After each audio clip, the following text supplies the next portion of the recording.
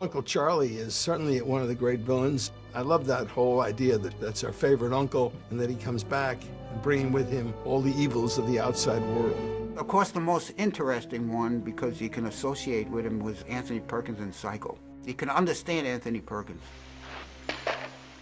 We don't know he committed the murder. We think his mother did it. So he's almost a victim himself. He's a victim of his mother's crime, and he has to clean the mess up. But we all know what it's like to have to clean up somebody else's mess.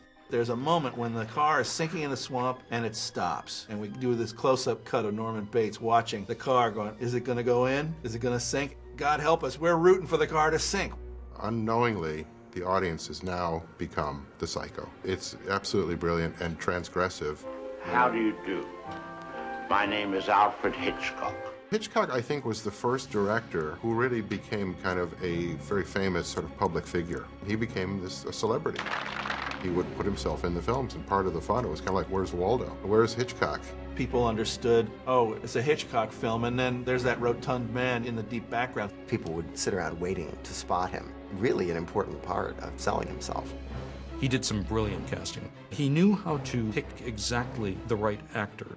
He directed stars very well. He had fun with stars. He got to make movies back when they were these just incredible personalities. He got to work with them all. Everything this fella's done has been suspicious. Trips at night in the rain, and knives and saws and trunks with rope. And now this wife that isn't there anymore. I love the Jimmy Stewart Hitchcock. Stuart is so likable and so human, and yet had that ability to have a dark side. Jimmy Stewart brought out the best in Hitchcock. Hitchcock brought out the best in Jimmy Stewart. I don't know that Jimmy Stewart ever did greater performances than he did in Vertigo and Rear Window. I've always been scared of women, but I get over it. Cary Grant was the other great Hitchcock leading man, but in a different way. The slick, fun, entertaining side of Hitchcock. Bigger than life and glamorous. Cary Grant just had this kind of ease about him. Just that very rare combination that very few actors have had.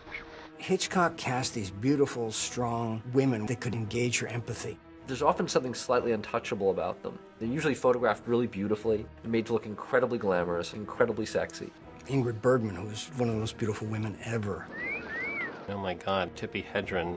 The icy blonde in the Hitchcock film, they're usually young, very self-possessed, following their instincts in an unhealthy way. Look, it's not fair. It's too late. It wasn't supposed to happen this way. It shouldn't have happened. But it had to happen. We're in love. That's all that counts. Kim Novak. There's a haunting quality to her performance in Vertigo. The most famous one, of course, is Grace Kelly. There's something about her that's a little bit mischievous, a little bit sexy. You think it'll sell? Perfect in every way. I think it is impossible to overestimate the influence that Alfred Hitchcock had on suspense and horror and crime films, pretty much any kind of film.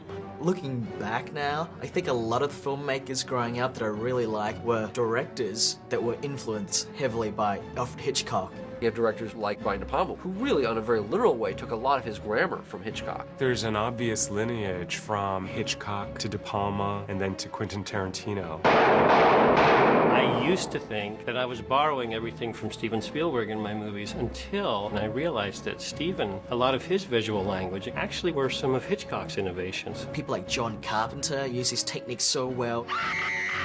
I think David Lynch is very much a Hitchcock. You feel like, oh, I'm in Hitchcock country, but I'm on acid. It's become timely again when you've got the government spying on people, when you've got the fear of terrorists lurking everywhere. You look at them now, and a lot of them seem very, very current. We're being watched.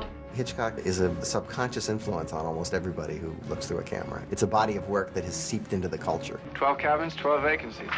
We've all borrowed from Alfred Hitchcock in some way or tried to develop those themes further in some other direction. Good!